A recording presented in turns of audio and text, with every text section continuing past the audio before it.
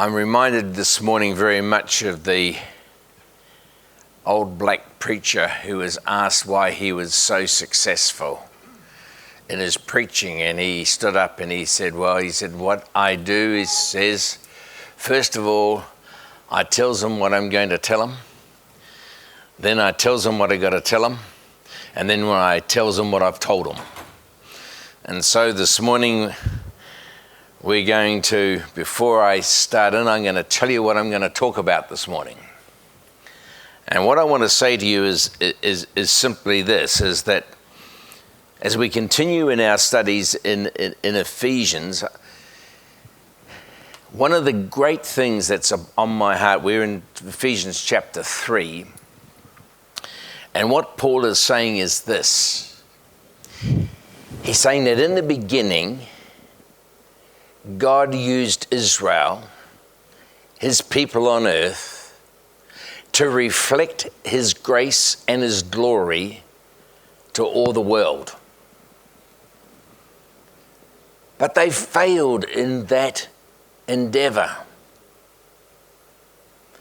And so God ordained that things we're going to remember. We looked in Daniel, and we saw that God said an end of time as it was in 490 years in Daniel's prophecy. Things were going to come to an end. And then we came to the cross. So God in his great love sent his son, Jesus Christ, to come and die upon a cross. And where Israel failed, and that they even rejected their Messiah who came to them, God in his love brought in a whole new dispensation. He put a hold on his prophecy. And he brought us into a time of grace, another dispensation. And he opened it up to everyone. He said, he opened it up from just not only a nation who was going to reflect God, but he opened it up to every single person who comes and has a relationship with God, that they might begin to reflect into this world who God is and his blessing. That's the church. And so it is a changeover from Israel to the church. Now, has God neglected Israel altogether? No, he hasn't. He still has his purposes. God never changes his mind. We read about that in Romans chapter 11. But that's a whole nother story, not for this morning. But I'm talking basically this morning about the third chapter of Ephesians. And we're going to go through that, and we're going to see just where that all fits into what I've just said. So there are three things I want to share with you this morning, particularly as it's our first birthday. Why we are a church, what we as a church have achieved in the past year, and what the future vision is for the Journey Church. Those are the three things I'm sharing with you this morning. Now, Revelation's an interesting thing. And when we did the End Times series recently, I was hit afresh with the understanding that Daniel chapter 9 forecast an end to the world 490 years after Cyrus gave his decree to rebuild Jerusalem. And then the world did not end. Instead, 3.5 years before the predicted end that was prophesied in Daniel chapter 9, there came the most climactic event in history, the crucifixion of Jesus Christ. That was a fulcrum. It was a point where the whole of history turned upon. And what I'm going to share with you now, Paul repeats in Ephesians 3, 1-6. And after establishing in the first two chapters of Ephesians, you remember we've just talked about this, who we are in him, what our purpose is in him, who we are in him. Remember we did the little cone of walking in him, right? After that, Paul now launches into chapter 3 of Ephesians. And in verse 2, he talks about the dispensation of grace of God, which was given to me for you. And in verse 6, he explains what this dispensation is. He says, here's what it's all about, that the Gentiles should be fellow heirs of the same body and partakers of his promise in Christ through the gospel. Do you get that? That's what the cross is all about. That suddenly the emphasis has come off Israel onto the church. We're in a dispensation of grace. We come into the John 3:16, whosoever believes in my name shall not perish, but shall have everlasting life. This was the fulcrum point of history, the cross. And if we stand back and we look at God's purposes down through the ages, we can say that through Abraham, God chose the nation of Israel to be a light to the rest of the world, a light of God's love and God's grace. But unfortunately, they failed. And so Jesus came and died upon a cross as a sign of God's love to this world. And in his death and resurrection, he put a halt to God's judgment on mankind and opened up his blessings, which he originally gave to Israel. And he opened it up to all of mankind who would come and believe. Whosoever will may come. And that's why we're sitting here this morning. Because we now have inherited what God promised for Israel. We now are the inheritors of that as the church. And then Romans 11:22 says, therefore consider the goodness and the severity of God on those who fell. If you read previously, you'll find out that that's Israel. Those who fell, severity, but towards you, the church, goodness, if you continue in his goodness, if you continue. God's blessing is always conditional. It's conditional upon us walking in faith according to his word. If you continue in his goodness, otherwise you will be cut off. And Paul continues in verse 23 of Romans 11, saying in this verse that God still loves Israel and has the door open for them to come back into his purposes. And they also, if they do not continue in unbelief, will be grafted in, just as the church is grafted into the purposes of Israel, just as the church is grafted into the purposes of God, so Israel will be also grafted into the purposes of God. And the purposes of God, if there's one word that I can describe the purpose of God, do you know what it is? It's the word love. We don't understand that as ordinary human beings. We're so selfish, we get tied up and we don't fully understand the greatness and the depth and the width and the breadth of what God's love really is and what we should be exhibiting to the world. So now we understand where Israel fits into the picture of this dispensation of grace. The word dispensation, it's an interesting word. It comes from the concept of the organization and stewardship of a family. Use that in the Greek. And it's used in the sense that we as Christians and as sons and daughters of God are gathered into a new family under the stewardship of the Spirit of God. And that really brings me to my first point this morning.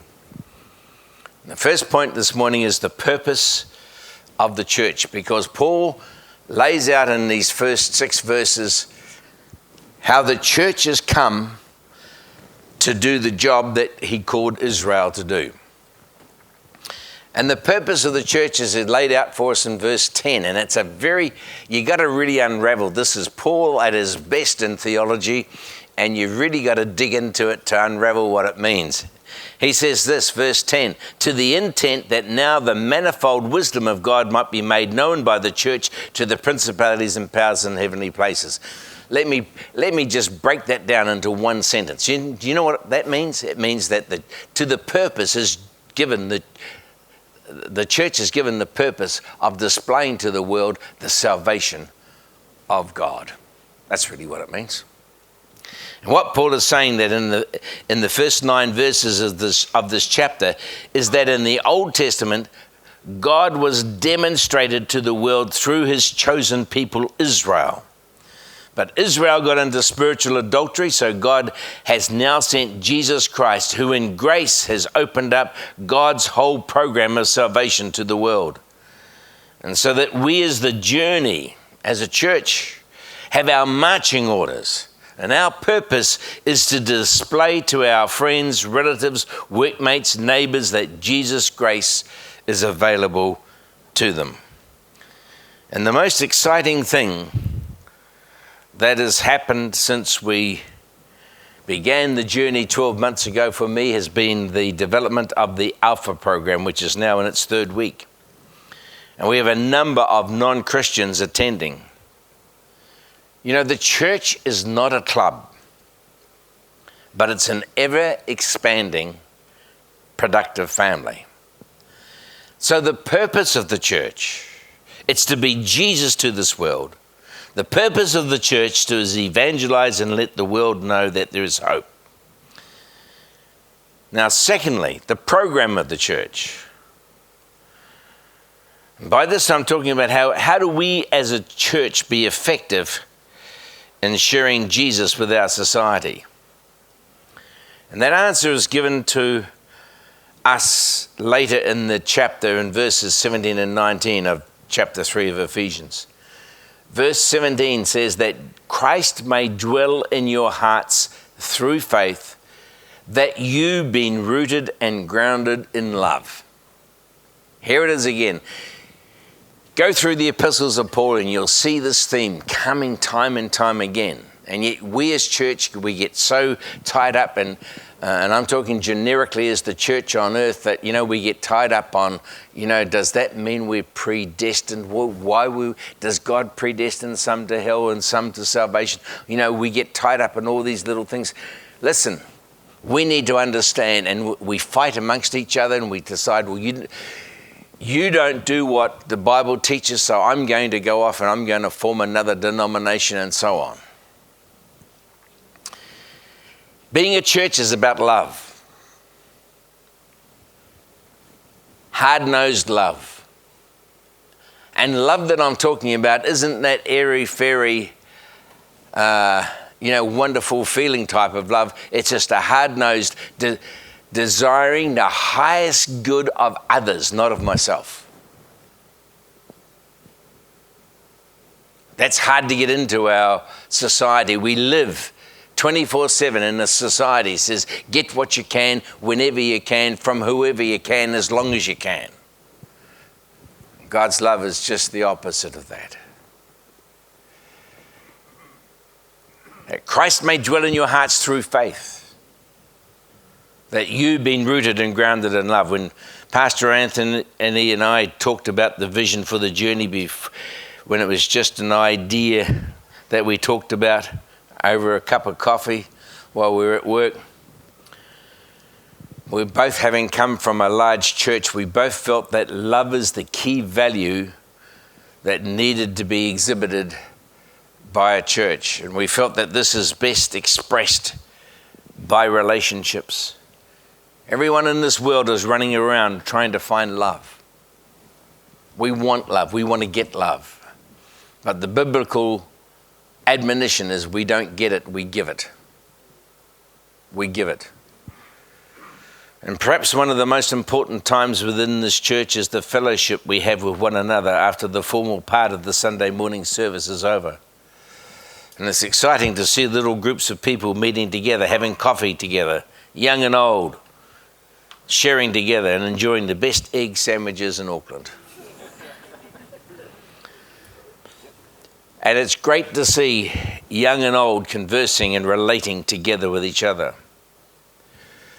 And Paul's observation is we only do this successfully if we're rooted and grounded in love.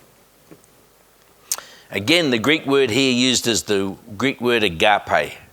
And it's a special type of love. It's a love that gives and does not demand or even look for a response. It's a love which is totally other-centered, not self-centered. It's a love which gives and does not take. And that's the God kind of love. And that's what Jesus exhibited on the cross. He gave himself. He gave himself without wanting a response. He would love us to have a response. But he gave of himself, not caring about himself. And that's one reason why we've structured this church around small groups. It's in small groups that we can develop our relationships and where we can be sustained and encouraged when the journey begins to weigh on us. And we see the small groups not only as an extension of the fellowship we have here on a Sunday morning, but we also see the small groups where we can pray together, we can encourage each other and help each other when it comes to be sharing our faith with each other. Now, where does this love that Paul talks about in verse 17 come from? You got to read down to the next two verses. And verse 19 says, "To know the love of God, of Christ, which passes knowledge, that you may be filled with the fullness of God." And this verse tells us that the love of God comes from being filled with God's Spirit. We read more about that over in the next couple of chapters. Ephesians 5, verse 18, "And do not be drunk with wine, but be filled with the Spirit," continually filled with the Spirit. And we want to be a church which recognizes and operates filled with God's love and God's Spirit. Now that will be a challenge. There will be times when these two values will be tested. You know, I know in my own life, I want everything done today. I want it to happen now. And I guess at my age, that's one of the why I have that sort of feeling. I've got a real feeling that the parking meter is ticking. You know when it used to click up with the thing, time expired? I got a lot of things I want to do before that meter comes up. So I want to see things accomplished in the remaining time I have in this mortal coil. And so I tend to be a little bit impatient with that. And sometimes God has to talk to me about that impatience. And I can be quite easily be guilty of pushing too hard and not relying enough on God to do the work. It's my problem I got to deal with. Now I've told you my failings, haven't I? Don't talk to me about them. My wife has got a whole lot more in a bag. So the purpose of the church is to be Jesus to the world. The program of the church, that we should operate in love and the Spirit of God. And then thirdly, the prospect of the church. In verse 20, he says, "Now to him," now listen to this, "to him who is able to do exceedingly abundantly above all that we ask or think, according to the power that works in us." Notice that phrase, exceedingly abundantly. If you go through and do a study, you'll find that there's only 3 times in the New Testament is the word exceedingly used. It's used twice in Thessalonians and once here in Ephesians. And it's interesting because Paul says this. He says that, you know, that God is going to do abundantly. Now, it's quite interesting.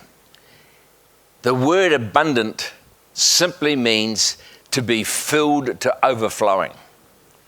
You know, if you fill your cup up and you keep on filling it, it overflows.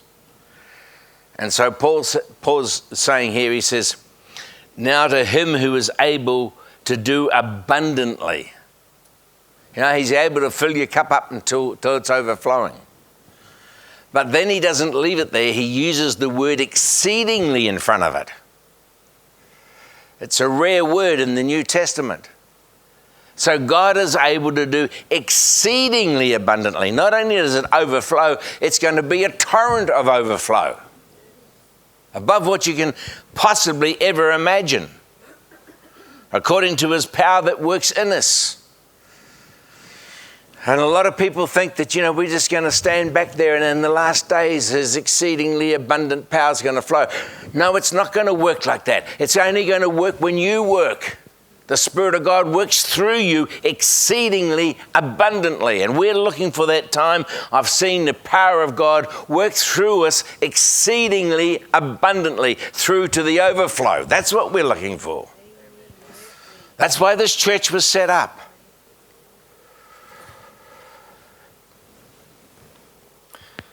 He also says that it happens through us according to the power that works in us. We may look at ourselves here today. We may look at the task ahead. It may seem impossible in the natural, but Paul is saying here that when the Spirit comes in and begins to work through us, the results will be beyond our wildest imagination.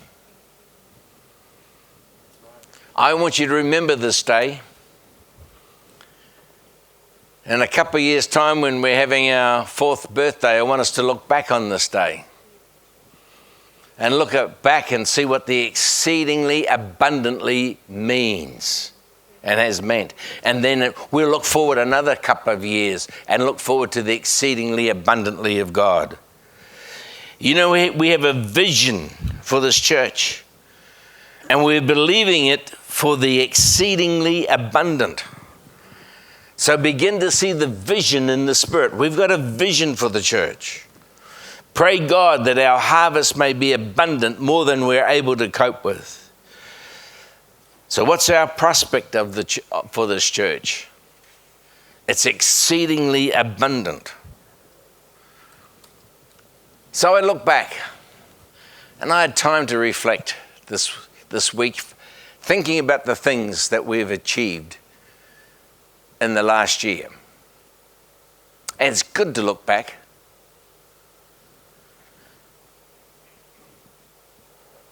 My dad used to say to me whenever we had dirty shoes, particularly in our heels, he always said to me, never mind, he said, a good soldier never looks behind. And in one sense, he was right. We don't look back. But I often think about this, if you're in a boat going down the harbour and you think you've plotted a straight course, it's often good to look at the wake that's behind you, and you'll be very interested sometimes to see just how straight or how unstraight your course was.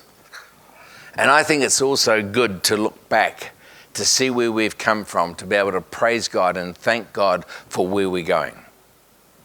We see the signs of it. And there's 7 things I want to share with you this morning. 7 things that I thank God for that we've achieved in this past year. Firstly, we formed a new church. Now, you may sit here and come in here on the Sunday morning and think, oh, this is church. I'll tell you, there's a huge amount of work goes on behind the scenes. And I guess I was very reluctant when it came. We talked about forming a new church. There's a number of reasons around it. I'll share that with you one Sunday, one of the main reasons. But I remember in June last year going to Tanzania. And there was a little group of us were talking at that stage about forming a new church. And we had nowhere to meet. And I said to God, I'm not going to get out and go chasing around trying to find a place to meet in this city. If this thing is of you, I want the place to meet to come to us. And I remember being in Tanzania and getting a email from Briar, I think it was, which said, we've found a place to meet.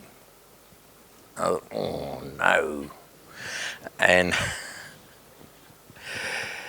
here we are. And in 3 weeks' time, we'll be shifting back into where we originally started. It's been refurbished for us into a nice little chapel over there, so we're looking forward to that. So there's a lot of stuff involved in forming a new church. There's a lot of things you have to go through, and legal stuff with the IRD in New Zealand, the Inland Revenue Department, getting approval for a charitable trust, all those sorts of things. It all happened. Without any effort at all, it all happened. And we were able to form the church. We initially booked a small room upstairs next door, but now we've into a much bigger room because God has got the promise of exceedingly abundantly.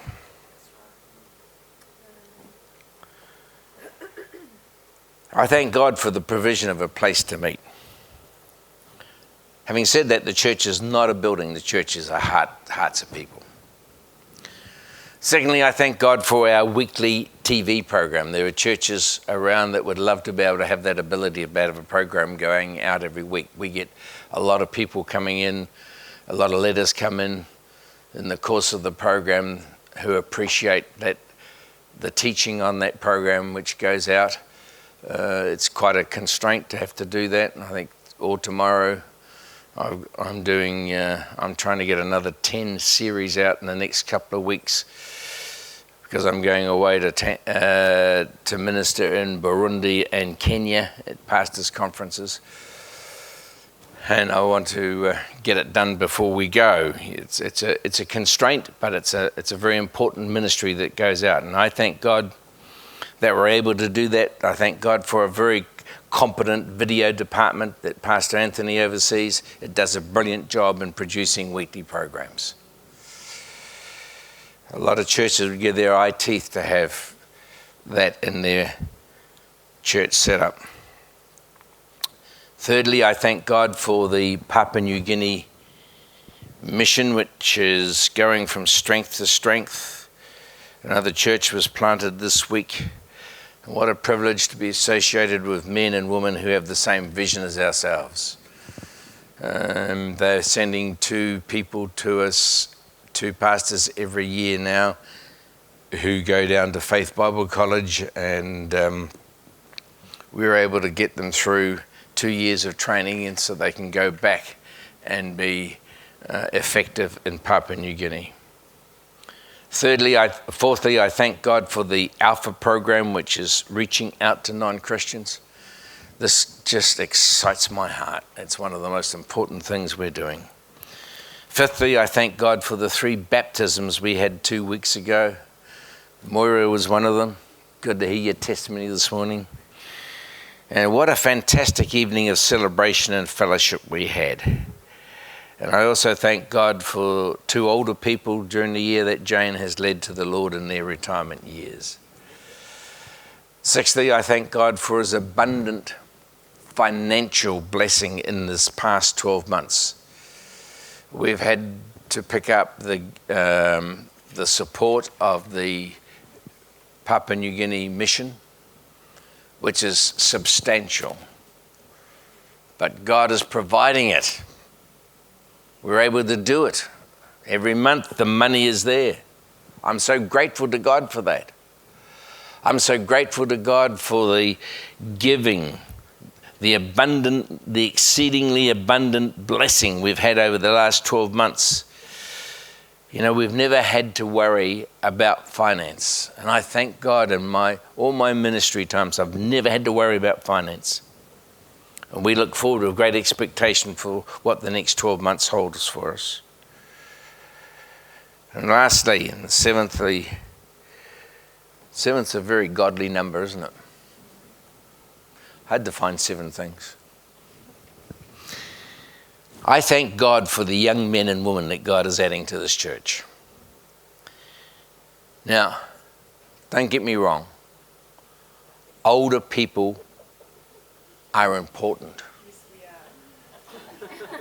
But you can't have a church of older people only. You know how you keep a church young? You keep growing from the bottom. Anthony and Sarah are doing their best to have another child, but we want outside people coming to know Jesus as well. And so I thank God for that growth of the younger group in the church. It's been great in this past year to work with Anthony and Sarah and know that we have a couple in the associate pastor role who are not only competent, but they're committed. And so I know that the future of this church is sound, at least for the next 40 years. I'm saying to Anthony, in the next few years, you've got to find another. I found the Timothy, you've got to find a Timothy. And we got to keep the thing going out of the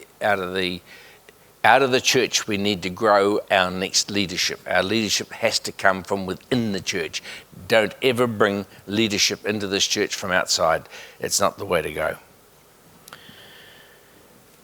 And this morning we've already recognized 2 other couples stepping up to the plate to serve God in this church, the Wileys and the Wilsons, in the area of eldership. We thank God for that. I look back over this past year and I'm grateful, extremely grateful to God.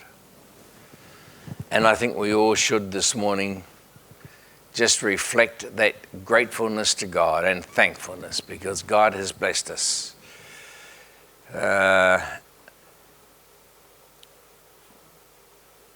I'm never satisfied. And I remember the old preacher who said he was satisfied with an unsatisfying satisfaction. We've only just begun the journey. We've started a few steps together. But let's get a focus. Let's get a vision in our hearts. And the vision of our hearts is simply this: the exceedingly abundantly of His Spirit may lead us and guide us, that we might touch this nation, this city that we live in, that people might come to know Jesus. That's what we're here for.